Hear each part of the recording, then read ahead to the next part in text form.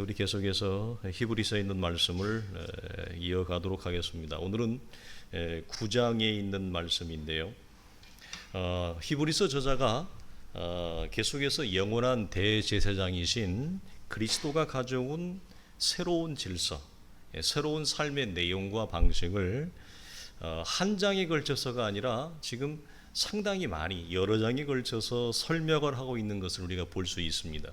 어떻게 보면 약간 반복적인 내용을 이렇게 또 다른 표현으로 하고 있어요. 우리가 에베소서를 이 교수님한테 들을 때 알지만 성경은 반복이 강조됩니다. 그걸 피할 수 있는 것은 없어요. 그런데 이 히브리서의 중반부에 있는 부분도 쉽게 얘기하면 율법과 복음에 대하여 설명을 하는데 여러 장에 걸쳐서 약간 지루할 듯한 그 장수를 할애한다고 하는 것입니다. 그럼 왜 이 히브리서의 목회자가 약간 지루할 것 같은데 이렇게 여러 장을 할애할까라고 할 때 그것은 그만큼 성도들의 실제적인 믿음에 이 내용이 큰 영향을 준다는 얘기일 것입니다. 별 의미도 없고 중요하지도 않고 살짝 한번 짚고 뛰어 넘어갈 만한 내용일 것 같으면 이 히브리 교회의 목회자가 이것을 반복해서 여러 장에 걸쳐서 할애한다고 하는 것은 영적인 낭비죠. 그래서 여러분 그 새로운 질서와 내용을 우리가 한마디로 몇 주 전에 나눴던 주제로 말하면 뭐냐면 그리스도 안에서의 자유와 안전이었습니다. 그러니까 이것은 이 땅에서 우리가 육체를 가진 인생이 하나님 앞에 복음을 알고 믿음으로 걸어가는 삶의 내용 가운데서 누릴 수 있는 영적인 최고봉이에요. 우리가 여기서 하나 제가 별로 강조하지 않은 것이 하나 있는데 그것은 조금 우리가 더 나이가 들어가면 제가 설명하려고 한쪽에 이렇게 놓는 것이 있어요. 그건 뭐냐면 안식이라고 하는 주제입니다. 창세기에 등장하는 그 안식이 창세기부터 등장하는데 그 안식이라고 하는 주제는 조금 더 나이가 들어가서 좀 나누려고 제가 별로 언급은 하고 있지 않습니다만 이 자유와 안전은 지성소의 휘장이 찢어진 성도에게 이제는 그 이 땅의 어떤 세력도 어떠한 힘도 우리가 하나님과의 영적인 관계를 그 생명적 관계를 막을 것이 더 이상 존재하지 않는다.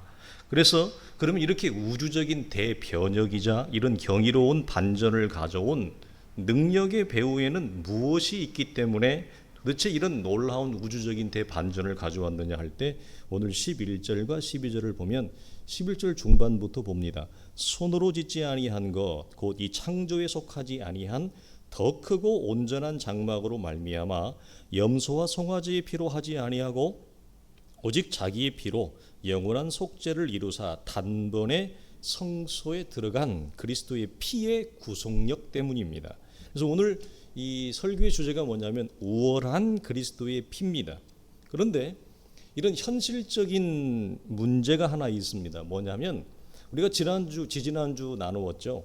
그리스도의 피 흘림으로 우리는 누가 뭐라고 그래도 죄와 사망에서 벗어난 존재입니다.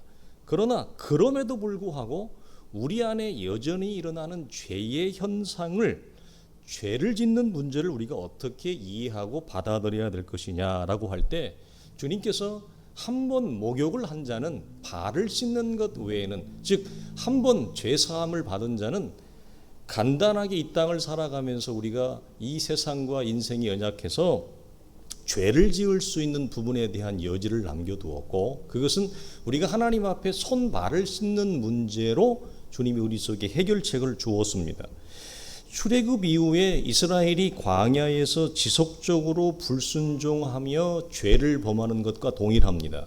그러니까 출애굽이 모이는 것은 하나님 앞에 우리가 죄와 사망에서 죄인의 신분에서 자유하는 신분으로 우리가 건짐 구원을 받았지만 사실은 그 이스라엘은 자기들 속에 주어진 그 자유와 안전의 위대함을 모르고 그들이 현실 속에서 경험하는 건 뭐냐면 광야에서 늘 하나님 앞에 투덜거리고 늘 하나님 앞에 징징거리고 하나님 앞에 불순종하며 죄를 범했죠.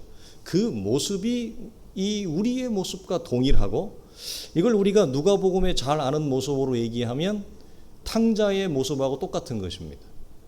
큰 형의 모습이 아니라 돌아온 탕자의 모습은 우리 이렇게 표현을 합니다.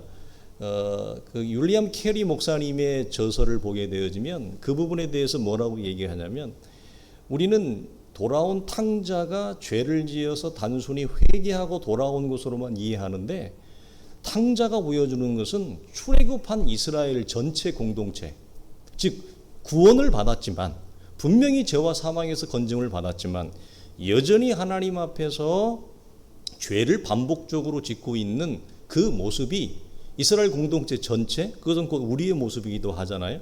그것이 탕자가 대변하는 모습이라는 거죠.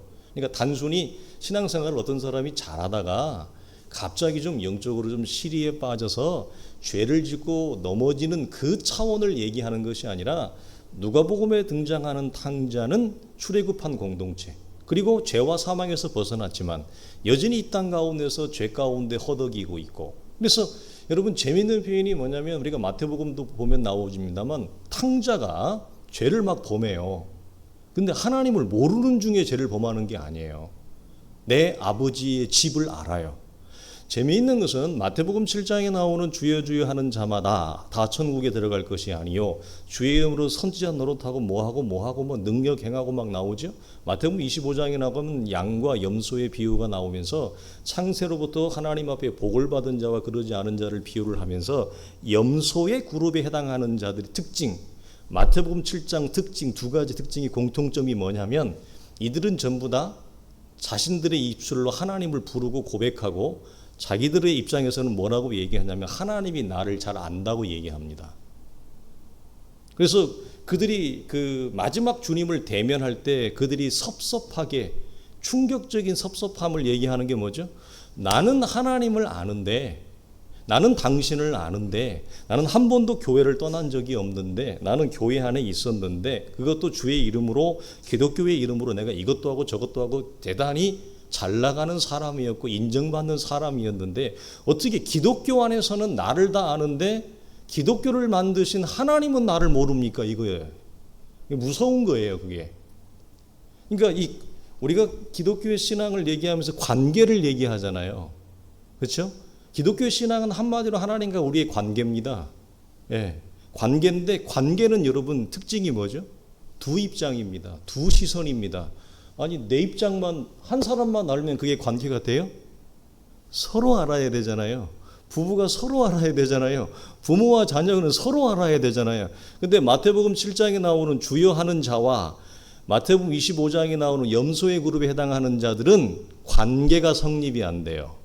어떤 관계? 자기들만 알아요. 자기들만 기독교의 이름을 동원해서 종교 비즈니스를 한 사람들이, 그 사람들은. 그래서 종교 비즈니스가 그 돈을 굉장히 많이 벌잖아요. 그래서 자기들은 이 땅에서 편하게 떵떵거리며 살았단 말이에요.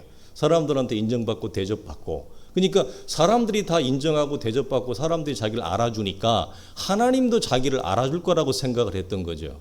그런데 전혀 모르는 거예요. 그런데 이거와 대조적으로 반대로 뭐죠? 탕자는, 곧 우리는 하나님이 우리를 알아요. 무엇인데? 죄인인데. 놀랍지 않습니까? 죄인인데 하나님이 우리를 알아준다고요. 이것이 하나님의 자녀의 놀라움이에요, 여러분. 이것이 그리스도 안에서 주는, 죄를 범했지만, 죄 가운데 있지만 우리가 안전한 이유가 어디 있습니까? 바로 이거예요. 그게 놀라운 거죠. 영적인 평안함이라고 하는 것. 그래서 출애굽 이후에 이스라엘 공동체나 탕자나 우리가 동일하다. 이게 분명한 것은 신약의 성도에게는 이처럼, 이게 잘 이해해야 돼요. 죄마저도 자녀의 신분을 어찌하지 못합니다. 탕자의 신분이 여러분 변하지 않아요. 여전히 그를 사랑해. 그래서 뭐라고 얘기합니까? 돌아왔을 때 나를 이제는 아버지의 아들이라 부르지 마시고 품꾼의 하나, 종으로 나를 취급해 주십시오 하니까, 주인 아버지가 뭐라고, 무슨 소리 하고 있어?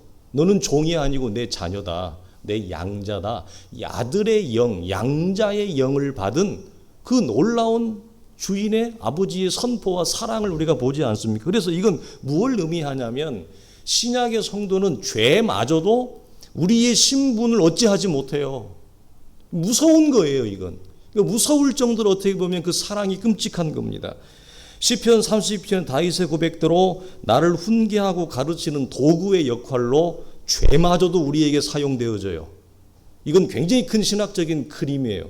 죄와 악이 누구로부터 왔느냐? 하나님은 그러면 죄와 악마저도 하나님의 어떤 섭리와 목적을 위해 사용하고 있다는 말인데, 이 땅에 있는 모든 존재는 하나님의 손 안에서 어떤 존재의 의미, 목적이 있기 때문에 살아있는 것입니다. 모든 생명체는 길가에 피어있는 꽃 하나마저도 우리는 헤아릴 수 없지만 하나님의 계획된 의도 가운데서 하나님의 일을 드러내고 나타나는 차원에서 들게 핀 꽃도 존재하고 참새도 존재하는 거예요. 그렇다면 하나님의 형상으로 지음을 받은 우리는 어떻게 해요? 우리가 여전히 죄 가운데 있지만 그래도 우리는 하나님이 우리를 통해 어떤 하실 일이 분명히 있다는 거예요. 이게 큰 사명이에요. 예전에 제가 젊었을 때 이해할 수 없었지만 그 목사님이 그 암이 머릿속에 다 퍼졌다고요. 근데 그 목사님이 하시는 얘기가 뭐라고 그랬냐면 자기가 안 죽는다는 거예요. 그 왜 안 죽냐? 아직 내가 이 땅에서 해야 될 일이 있다는 거예요. 남은 일이 있다는 거예요. 그걸 하나님과 나와의 관계 속에서 안다는 거예요. 그 실제로 그분이 이 뇌 종양이 막 거의 말기였어요. 근데 안 돌아가셨어요. 그러니까 우리가 어떻게 설명할 수가 없어요.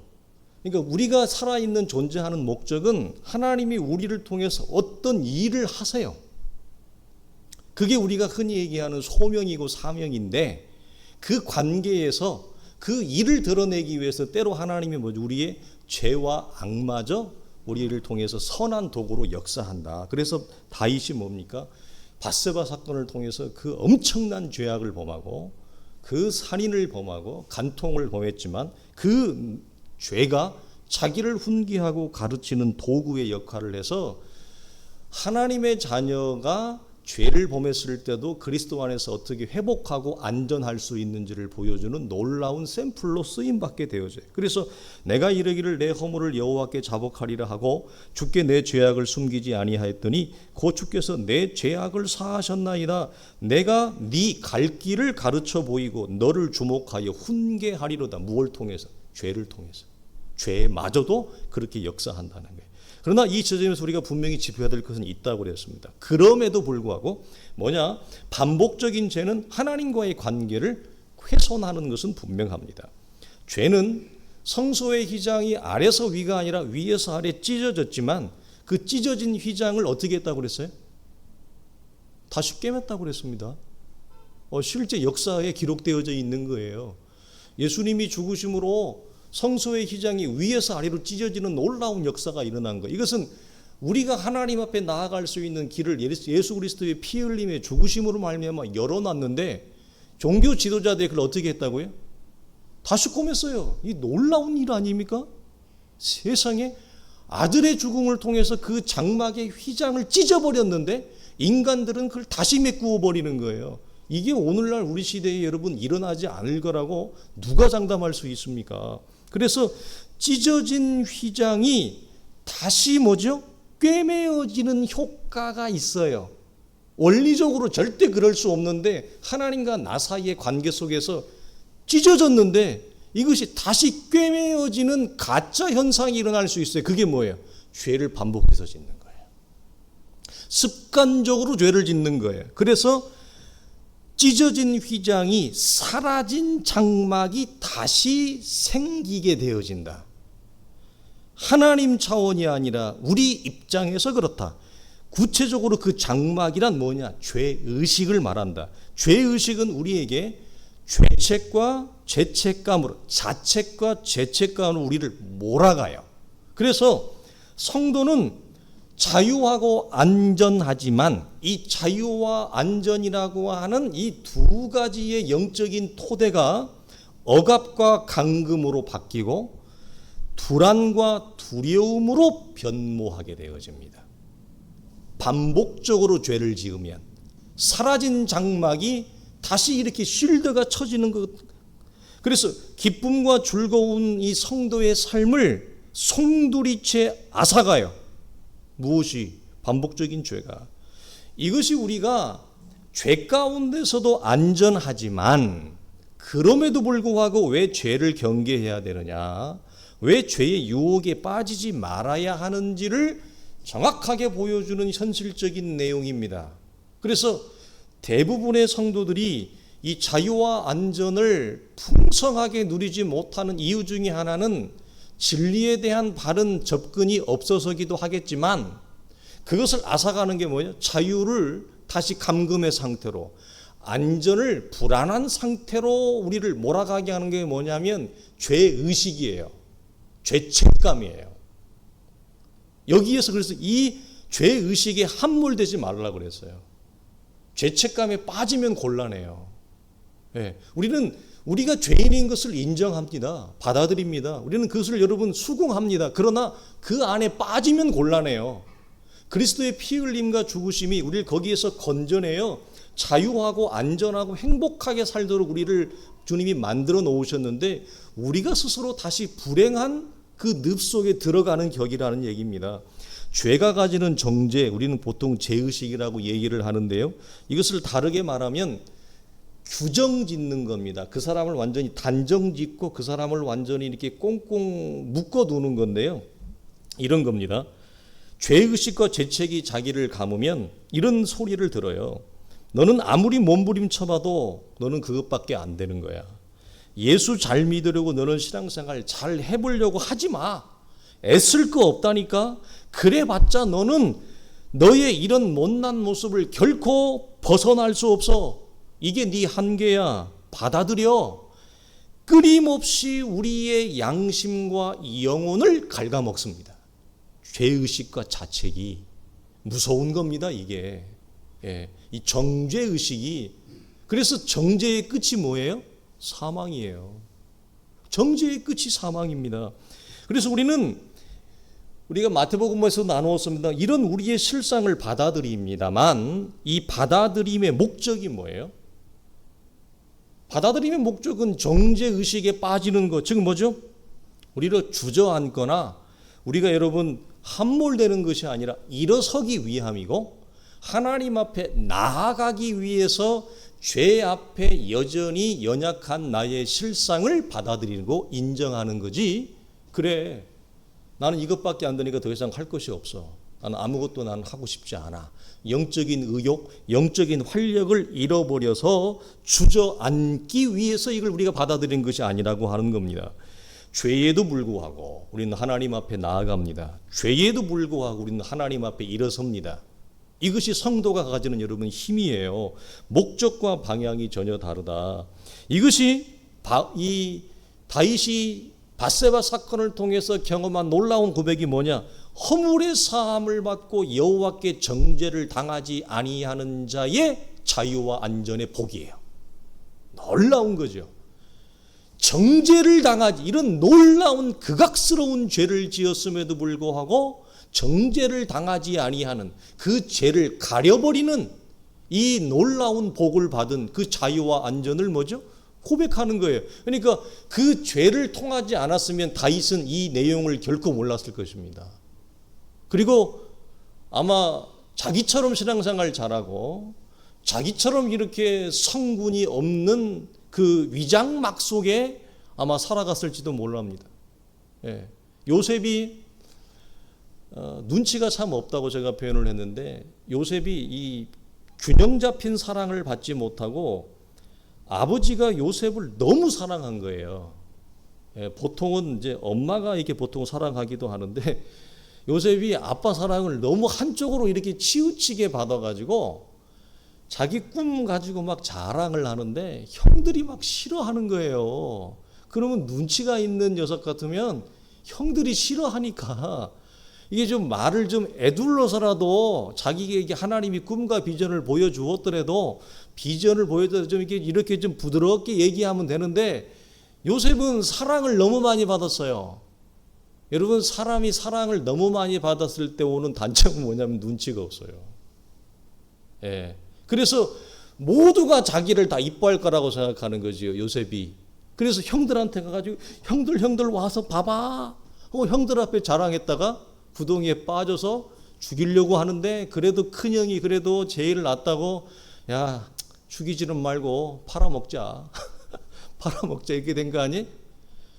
그런 요셉의 눈치 없음, 좌우를 분별하지 못하고 자기가 사랑을 지나치게 많이 독차지하니까 어떻게 돼요? 자기가 교만해지죠. 이렇게 올라가요.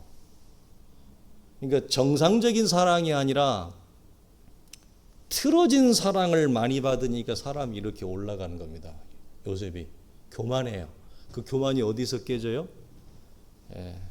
억울한 누명, 정죄, 감옥에 갇히고 죽을 고생을 밤낮 없이 하고 쓴 물을 마시면서 요셉의 그 교만이 깨어지는 것처럼 다윗이 밧세바 사건이 아니었으면 다윗도 동일했을 것입니다. 그래서 죄마저도 우리를 어떻게 한다고요?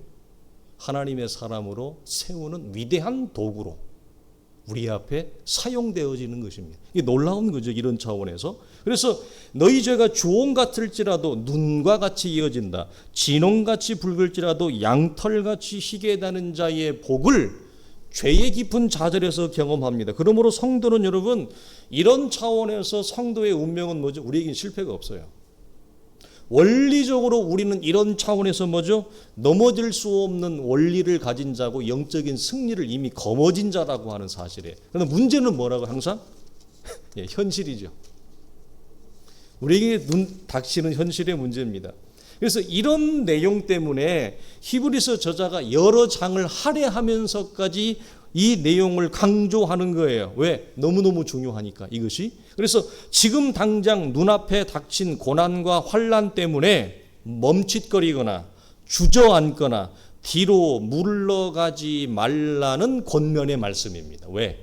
이 히브리서를 받고 있는 히브리 교회 성도들이 한때는 신앙생활을 잘했지만 히브리 뒤편에 보면 어떻게 해요? 이들이 완전히 영적인 의욕을 상실하고 환난과 핍박과 순교의 지경에 이르게 돼서 자신의 모든 재산들을 다 유대교로부터 몰수를 당하는 것입니다. 그리고 그들의 생명까지도 위협을 당하는 상황이 되어지자 이들이 뭐죠? 지금까지 잘 걸어왔던 믿음의 걸음을 멈추됐기 때문에 이 사실을 강조하는 겁니다.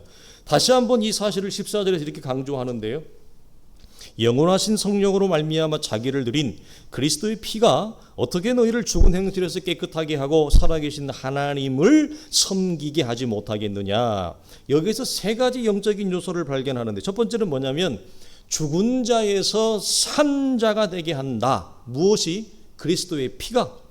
두 번째로 양심의 정결. 양심의 정결은 뭡니까? 우리를 거룩하게 한다. 마지막 세 번째는 뭐냐면 하나님을 섬기는 자가 되게 한다. 그리스도의 피가 하나님을 섬기게 한다라고 하는 뒷부분에 잠깐 다루겠습니다만 쉽게 얘기해서 하나님과 관계를 하게 하기 위함이다. 이것이 그리스도의 피가 우월하신 탁월하신 그 내용으로 우리 속에 주어지는 거고 그리스도가 왜 죽으셨느냐라고 할 때 이 세 가지입니다. 산자의 소리를 죽은 자로 만드는 거죠. 그리고 우리를 죄인에서 거룩한 자가 되게 하는 거고 하나님과 화해하여 하나님과 막힌 담이 열어지고 그분과 영적으로 하나가 되어지는 관계를 하기 위함이다라고 하는 거예요.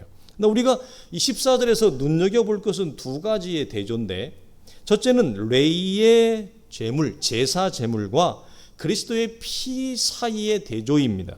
또 하나는 이걸 육체와 영의 대조라고도 설명을 하는데요. 먼저 이 레이의 제물은 우리가 나누었듯이 어디까지나 의식상의 정결만을 제공하는 겁니다. 그것도 일시적이라 그랬습니다. 제사 규례가 갖는 모든 정결 규례는 특징이 뭐죠? 의식적인 절차상의 정결이에요. 그러니까 그 사람을 실제적으로 정결하게 하는 실제적으로 죄와 사망에서 건져내는 구원의 효력이나 거룩함에는 이르지 못해요. 그래서 모든 레이기나 나오는 정결 규례는 전부 다 외형적입니다. 겉모양만 스치고 지나가는 거예요. 그러나 그리스도의 피는 뭐라고 얘기했습니까? 우리의 죽은 행실에서 우리의 죽은 양심을 어떻게 살아나게 하지 못하겠느냐. 그리스도의 피는 양심, 곧 뭡니까? 우리의 본성을 정결케 한다. 새롭게 한다. 그것도 영원히 이렇게 말씀을 합니다. 그러니까 레위의 이 정결 제물은 철저히 외적인 것이에요. 이 겉모양에만 속한 것이고 전혀 내면적이거나 영적이지 못합니다. 그래서 왜 오늘날도 율법주의나 기복주의나 신비주의의 색채를 가진 자들이 그토록 오랫동안 교회 안에 있지만 왜 그 속이 새로워지지 못하느냐? 왜 속이 새로워지지 못한다는 말은 무슨 말입니까? 그처럼 오랫동안 교회 안에 있었음에도 불구하고 그 믿은 바, 걸어온 바, 낸 시간과 역사에 비해서 믿음의 내용이 그렇게 작으냐라고 할 때 이것이 우리에게 답변을 하는 거예요. 속을 새롭게 하지 못하니까. 겉모양만 더 종교인처럼 보여지게 되니까. 이겁니다. 이것이 우리가 지난주에 마태복음에서 말씀 나누었던 너희의 전통으로 하나님의 말씀을 폐하느냐라고 할 때 주님 이렇게 말씀했어요. 그들이 정결유래를 가지고 주님 앞에 나왔잖아요. 그럴 때 이렇게 얘기했어요. 이게 마태, 마가, 누가에 다 나오는데요. 무엇이든지 밖에서 사람에게로 들어가는 것은 능히 사람을 더럽게 하거나 깨끗하게 하지 못한다. 이 말씀과 정면으로 영적으로 여러분 관통하는 말씀이에요. 이건 정결규례, 이들이 요구했던 정결규례로는 결코 사람의 속을 새롭게 하지 못합니다. 우리를 죽은 자에서 산 자로 여러분 만들 수가 없죠. 이스라엘의 정결규례는 어디까지나 이와 같이 겉모양에 한정된 의식적인 정결에 불과한 것이었는데 이들은 이것을 어떻게 여러분 오해하고 착각하고 오해와 착각이 여러분 깊어지면 확신을 해요. 이건 무서운 것입니다. 오해와 착각이 오래되잖아요. 그 진실이 된다고요.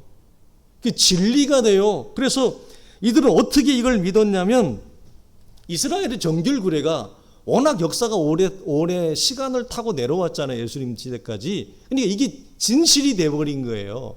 그래서 사람의 속을 새롭게 하는 실제적인 구속력이 전혀 없는 거예요. 제사, 제물, 정결, 규례는. 그래서 그게 있었으면 예수님이 십자가에서 왜 죽어요? 그걸로 사람을 새롭게 할 수 있었다면 무엇 때문에 그리스도가 피를 흘리고 여러분 죽으십니까? 그걸로 사람을 새롭게 할 수 없으니까 주님이 오셔서 죽은 거잖아요. 그런데 이들은 마치 그리스도의 피의 제물이 가져오는 참된 구속력, 참된 창조의 힘이 있는 것처럼 여겼다 이 말이에요. 이스라엘의 정결규례를. 그러니까 주님이 이걸 뭐라고 얘기했다고? 너희는 사람의 계명으로 하나님의 말씀을 폐하는도다. 이걸 다르게 얘기하면 저 뒤에 가면 조금 있으면 이제 베드로가 또 한 번 혼나잖아요. 혼날 때 주님이 뭐라고 그랬어요? 너는 하나님의 일을 생각하지 아니하고 사람의 일을 생각하는도다. 사단아 내 뒤로 물러가라 할 때 그 두 가지의 대조가 똑같은 거예요. 네.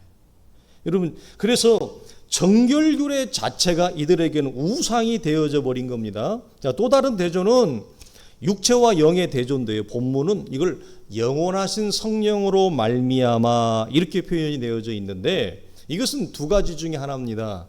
글자 그대로 성령을 지칭할 수도 있고요. 성령 하나님, 또 하나는 예수 그리스도의 영을 말할 수도 있습니다. 그러나 우리가 본문의 문맥의 흐름이 왜 중요하냐면 본문의 문맥의 흐름상 성령보다는 예수 그리스도의 영을 말하는 것이 훨씬 더 부드럽습니다. 훨씬 더 본문의 요지에 맞습니다.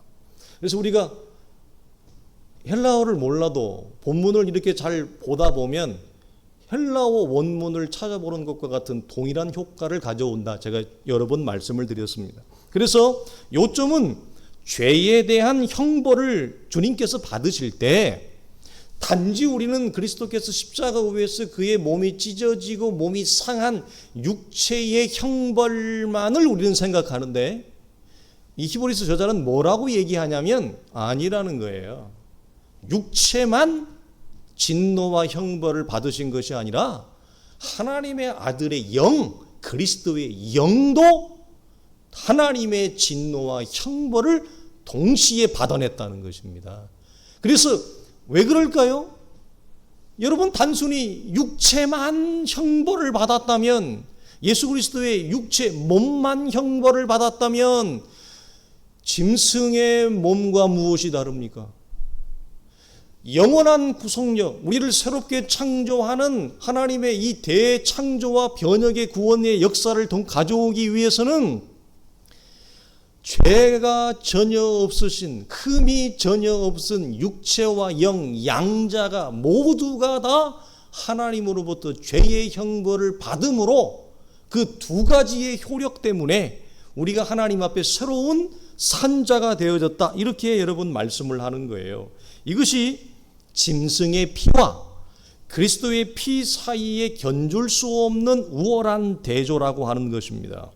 죽음 행실에서 살려내 하나님을 섬기는 자로 새롭게 창조하기 위해서는 그리스도의 육체와 영, 양자 모두가 죄물이어야만 했습니다. 그러면 우리 이렇게 묻습니다. 목사님, 보이지 않는 영이 어떻게 여러분 형벌을 받습니까? 무엇이었겠습니까? 결코 나뉠 수 없고 창조 전부터 창조의 마지막까지 결코 나뉠 수 없고 결코 분리될 수 없고 끊어지지 아니한 성부와 성자의 영의 단절을 말합니다. 십자가상에서 주님이 육체의 형벌뿐만 아니라 그리스도의 영이 하나님의 죄에 대한 무서운 진노와 심판을 받을 때 주님이 부르짖죠. 하나님 앞에 부르짖습니다. 피눈물을 흘리면서 부르짖습니다. 그럴 때 성부는 그 아들의 영을 외마디의 영을 외면합니다. 그게 진노입니다. 그것이 형벌입니다. 그래서 혹자는 이렇게 얘기합니다. 하나님이 그리스도의 영을 외면하고 거절한 것은 육체의 진노보다 더 큰 참상이었다.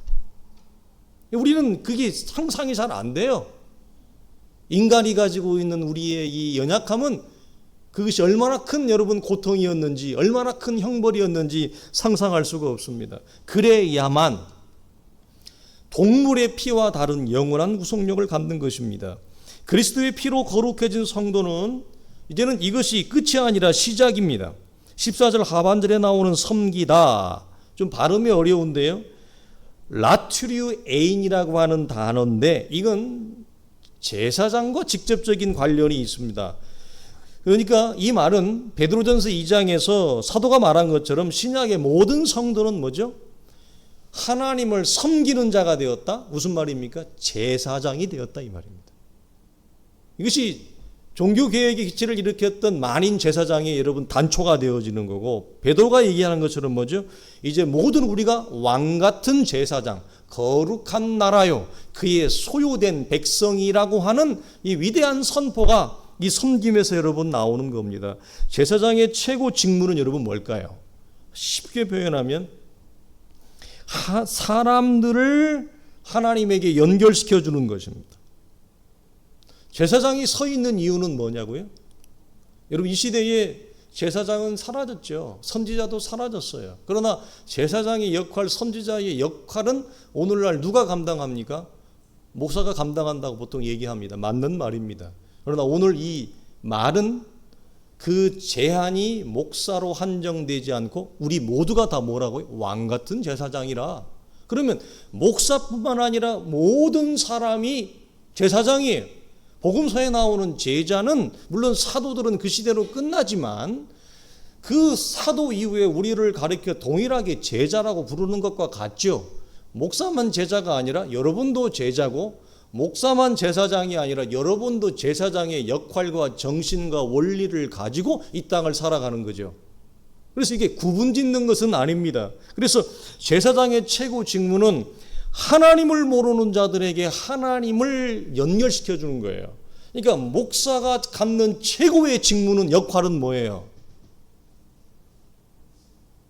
부교육자 때 운전 잘하고 뭐 찬양인도 잘하고 뭐 기도인도 잘하고 뭐 저도 뭐 그런 걸로 날렸습니다만 옛날에, 여러분 그게 최고가 아니라 사역자가 목사의 최고의 영적인 직무는 하나님을 연결시켜 주는 거예요. 하나님을 모르는 자들에게. 그래서 그들이 하나님을 모르는 자에서 하나님을 안 자, 즉 무슨 말입니까? 그리스도의 피가 죽은 자에서 산 자가 되게 하는 것. 죽은 행실에서 죽은 양심에서 산 양심을 갖는 자로 새롭게 변화되는 것. 그걸 연결시켜주고 그거 하라고 목사 세워놓는 거예요. 그거 하라고. 그러니까 그거 안 하면 다른 거 암만 잘해도 필요 없어요. 그렇죠? 제일 하나님이 하라고 하는 것은 안 하고 엉뚱한 것만 하고 있으니까. 그래서 여러분, 제사장의 최고 직무는 이렇게 하나님을 연결하고 하나님을 사람들에게 보여주는 것입니다. 그래서 주일 강단이 상당히 중요해요. 그런 차원에서 대표성을 가지고요. 이 강단이 갖는 중요성은 뭐냐면 우리가 한 주간 살아가면서 얼마나 바쁩니까? 얼마나 고단하고 피곤합니까? 우리 성도들이 매일매일 성경을 읽고 우리가 카톡에다가 자기가 읽었던 이 본문에서 중요한 구절들을 올리는데 이거 상당히 영적으로 여러분 의미가 있는 것입니다. 그 바쁜 와중에서 여러분 우리가 한 주간 살아가면 어지간해서는 하나님을 잃어버립니다. 그렇지 않아요?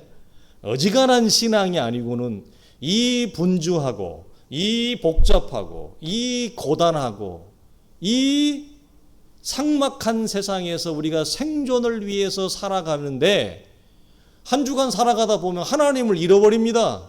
어지간한 신앙 아니면 잃어버리죠. 그 주일 안 예배 가는 대표성이 뭐라고요? 하나님을 잃어버리고 살다가 주일날 와서 목사가 설교를 하는데 목사의 설교를 통해 무엇이 보인다? 하나님이 보인다. 목사의 말씀을 통해 하나님을 만난다. 그거 하라고 목사 세워놓는 거예요. 그게 섬기는 거예요. 섬기는 것은 단순히 우리가 물질적으로나 어떤 우리의 몸으로 섬기는 것도 있겠습니다. 그러나 더 중요한 최고의 섬김은 뭐죠? 나를 통해서 하나님을 보이는 것이죠. 나를 통해 하나님을 알지 못하는 자에게 내가 다리가 되어져서 연결을 하는 것입니다. 그래서 이런 차원에서 베드로가 뭐라고 했느냐? 이것이 그의 기이한 빛에 들어가게 하신 이에 아름다운 덕을 우리로 하여금 뭐 하겠다? 선포하게 하려 함이라. 이 말이죠. 나 혼자 그 기이한 빛에 들어가는 게 아닙니다. 나 혼자 정결하고 거룩해지는 것이 아닙니다. 나 혼자 구원받는 것이 목적이 아닙니다. 나를 통해 그 기이한 빛을 선포하게 하는 거예요. 빛이 드러나니까 사람들이 뭐죠? 어두운 가운데 있다가 빛을 보니까 하나님을 보는 거죠. 하나님을 만나는 거죠. 그거 하라고 하나님이 나를 살려놓은 거예요. 그거 하라고 하나님이 나를 은혜 주신 거라고요. 이걸 우리가 잊어버리면 내가 이 땅을 살아가는 존재, 내가 왜 무엇 때문에 살아가는지, 무엇을 위해 열심히 살아가야 되는지 우리가 잊어버리게 됩니다. 이제 우리는 살아난 자로서 매일 반복되는 일상에서 어떻게 하나님을 섬길 것인가? 보통 문제가 아닙니다. 어떻게 하나님을 거부하고 저항하는 이 시대 속에서 나의 삶의 현장 속에서 하나님을 보일 것인가? 하나님의 시각에서 무의미하고 생명이 없는 죽은 행실 가운데 있는 자들에게 어떻게 하나님을 그들 속에 내가 소개하고 연결시킨가? 어떻게 내가 보일 것인가? 이게 여러분 우리 영적인 숙제죠. 나의 숙제도 있지만 기이한 빛을 받은 자의 우리의 목도 있는 것입니다. 이것이 믿음의 현장이요, 믿음의 연단의 현장이에요. 우리의 믿음은 여기서 자라요. 우리는 교회 안에서만 우리가 믿음이 자랄 거라고 생각하면 곤란합니다. 진짜 우리의 믿음이 자라는 것은 여기죠. 신앙생활은 교회 안에서 하는 게 아니라 교회 밖에서 하는 게 신앙생활이죠. 그러면 왜 여기서 성장하는가 할 때 여기서는 우리가 거절과 저항을 맛보기 때문에 그렇습니다. 나에게 동의해 주지 않습니다. 내 편을 들어주지 않습니다. 세상은. 거절하고 저항하고 부정적인 도전을 나에게 던지지, 나에게 맞서지, 누가 나를 환영합니까? 누가 나에게 동의를 해줍니까? 누가 나에게 내 편을 들어줍니까? 세상은 내 편을 들어주지 않습니다. 그 내 편을 들어주지 않는 그 잔혹한 세상에서 어떻게 하나님을 보일 거냐 이 말이죠. 여기는 다 하나님을 아는 자들이니까 보이고 말 것이 없죠. 여기는 다 우리가 빛을 가지고 있는 자들이니까 굳이 뭐 빛을 드러내지 않아도 크게 우리가 뭐 섭섭하거나 그런 게 없어요. 우리는 다 서로 인지상정이고 서로 다 아니까. 그러나 밖에 나가서 어떻게 할 거냐는 거죠. 이것이 우리의 숙제인데 실패와 좌절을 여기서 우리가 맛봅니다. 세상의 도전 앞에 무력하기 짝이 없는 자기 자신을 발견하게 되는 거죠. 너무너무 무력해요. 나가면 아무도 나를 목사로, 아무도 나를 장로로, 아무도 나를 권사로, 아무도 나를 집사로, 성도로 여기거나 대해주거나 인정해주지 않습니다. 인정해주나? 누가 나를 인정해줘요, 목사로? 이게 여러분 잔혹한 우리의 현실이에요. 그래서 그 세상의 잔혹한 도전 앞에 우리는 무참히 자기 자신이 힘없이 무너지는 현실을 보기 때문입니다. 여기서 나오는 질문이 뭐냐면 왜 우리는 진리를 알고 생명을 가지고 있는데도 이처럼 무력한가요? 여기서 우리가 배우는 건 이겁니다. 진리를 가지고 있다 하여 현실의 좌절과 실패를 모면할 수 있는 것은 아니다. 잘못된 지나친 극단적인 승리주의는 우리가 밟는 모든 땅에서 우리가 다 승리할 거라고 낙관적인 전망을 합니다. 물론 우리가 그거 충분히 공감을 하고 이해를 합니다만, 그러나 그런 낙관적인 전망과는 다르게 우리는 진리를 알고 생명을 가지고 있으나 우리의 현장에 나아가면 우리는 무력하기 짝이 없습니다. 너무나 우리는 실패합니다. 이것이 무엇을 말해준다고요? 진리를 가지고 있다 하여 우리가 밟는 모든 땅에서 우리가 승리를 거두는 것은 아니라고 하는 거예요. 좌절과 실패를 모면할 수 있는 것은 아니다. 무엇처럼? 그리스도께서 진리와 선을 가졌음에도 불구하고 사람들의 시선에서는 무력하기 짝이 없었습니다. 십자가에서 조롱을 합니다. 너가 남은 구원하였는데 어찌하여 너는 구원하지 못하느냐? 네가 유대인의 왕이거든 하나님의 아들이거든 십자가에서 내려와 봐라. 이런 조롱 섞인 비난과 혐오의 욕설을 그가 여러분 무참히 받아야만 했습니다. 그것처럼 그러면 예수가 진리가 없어서 그랬느냐? 예수가 그 안에 생명이 없어서 그랬느냐라고 하는 우리는 궁금증이 갔죠. 질문이 일어나죠. 그럼 우리는 진리가 없고 생명이 없어서 이 땅에서 무참히 실패하는가? 이 땅에서 무참히 우리는 넘어지는가? 이거 우리는 고민하지 아니할 수 없는 것입니다. 그러나 성도는 놀라운 것은 그럼에도 불구하고 이 악한 조건 속에서도 자유와 안전을 느낍니다. 이게 무서운 것입니다. 우리가 왜 꼬꾸라지는데 완전히 꼬꾸라지지 않느냐? 이 조건 속에서도 성도는 자유와 안전을 경험해요. 그래서 자유와 안전이라고 하는 이 두 가지 영적 기둥과 토대가 우리 안에 들어올 때 이 땅에서 무참히 우리가 넘어지는 그 실패와 좌절과 쓰라린 상처 속에서도 뭐죠? 우리가 완전히 넘어지지 아니할 수 있는, 일어설 수 있는 힘이 여기 있습니다. 현실은 좋지 않고요. 조건은 포기하고 싶은 조건들이 막 사방에 널려 있습니다. 두려움에 속박되지 않고 불안함에 떨지 않을 수 있습니까? 여러분 우리 현실을 보십시오. 어떻게 여러분 자유함 쓸 수 있습니까? 다시 여러분 두려움으로 속박되지 않습니까? 어떻게 여러분 안정과 안전을 우리가 여러분 유지할 수 있습니까? 불안함에 떨어야 되잖아요. 그만큼 우리의 조건이 안 좋아요. 어저께도 어디를 지나가는데 어떤 사람이, 어떤 젊은 애기 엄마가 자기 애기를 손을 딱 잡고 길거리 현수막을 이렇게 보는데, 보지 말아야 될 현수막, 가지 말아야 될 곳을 쳐다보고 묵상하고 있어요.